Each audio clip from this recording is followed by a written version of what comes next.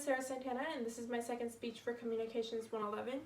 Today I'll be reading you guys an original piece named The American Dream, and I hope you guys enjoy it. At 18, she fled her pueblo in the trenches of Michoacan, Mexico, to the tierras of Jalisco, fleeing the narcos who had invaded her pueblo in search of their next victims. Not just any victim, the ones with roller coasters for a figure, eyes that reflected like the water that passed by in the rio behind the house. The ones with lips so plump there were no need for injections.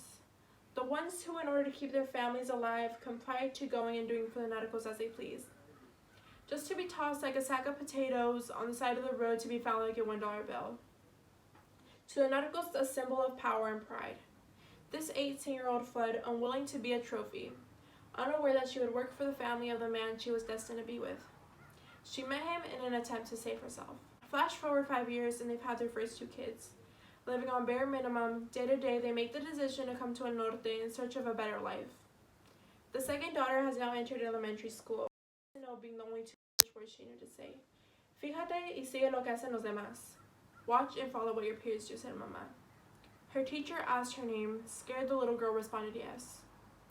For that, she was teased for the rest of the year. Mama began to question if they had made the right decision coming to El Norte as she wiped the tears of her 5-year-old daughter. To millions, this has been a reality they have no option but to face each and every day. This 5-year-old has learned to dread the words deportation and ICE before she fully even knew her multiplication tables. Mama and Papa, afraid of waking up in the morning, going to work, not knowing if they'll make it back. Education is a right, yet this 12-year-old is like a table or a chair that can be ripped out of the building at any time. Because of her status, she is vulnerable of being taken out of a class she was in only in search of a better future. Most 14-year-olds are scared of spider or ghosts, but if you knew the amount of fear that runs through this girl's head, you'd forget she is only 14. She walks out of the front door each morning, not knowing if this will be the last time she sees her family.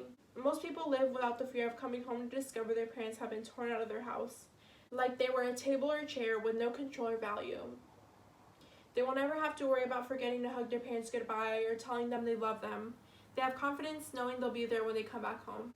When the clock hits 10 p.m., most have eaten dinner as a family and are in bed getting ready for a new day. But for any kid with undocumented parents, any wife or husband knows that when the clock hits 10, it's time to start praying. Most people take coming home for granted, where some of us see it as a daily blessing.